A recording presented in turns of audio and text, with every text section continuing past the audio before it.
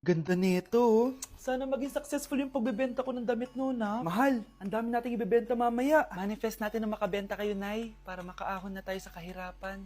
Hindi ako makapaniwalang nabili ko na yung pangarap kong tig 200,000 na relo. Wow, ang ganda niyan, Tay. Anak, tignan mo to binili sa akin ng tatay mo. Diba ang ganda? Hala, di ba mahal yan, Nay? Mas mahal pa to sa bahay ng kapitbahay natin, no? Magbebenta ulit kami mamaya para mas marami tayong pera. Anak, binilang kita ng kotse. Gamitin mo to pag pupunta ka ng school, ha? Ha? Tay, di ko naman po kailangan ng kotse. Kaya ko naman po mag-commute. Gumastos pa tuloy kayo. Dami mo naman sinasabi, anak. Sige na, puntahan mo na sa labas. Wow! May sarili na akong sasakyan. Wow, ang ganda naman ng bagong kotse mo, Scarlett. Ah, salamat po. Hindi ka ba nagtataka, Scarlett, kung bakit ang bilis niyong yumaman? Galing yun sa pagbebenta ng damit nila, nanay. Ang dami na nga nilang mamahaling gamit ngayon, eh. Sure ka ba? Na damit lang ang tinitinda nila? Nay, bumabagabag talaga sa isip ko kung bakit ang bilis nating yumaman.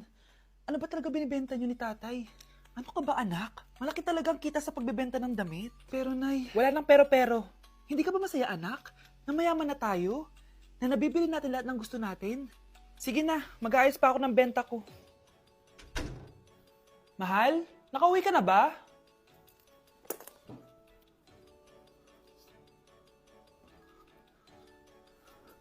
Ano ba talagang laman nito? Nagbebenta sila ng laman loob ng tao. Wow, sobrang ganda, mahal. Buti naman nagustuhan mo, mahal. Nga pala, kinuha ko na yung laman loob ng kapitbahay natin. Si Rosa?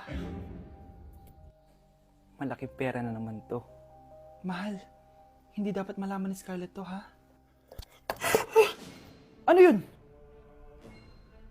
Nasaan yung ledger? Nandito lang yung kanina. Ba't mo winala yung ledger, mahal? Nandun lahat ng mga sikreto natin. Sinong tao dyan?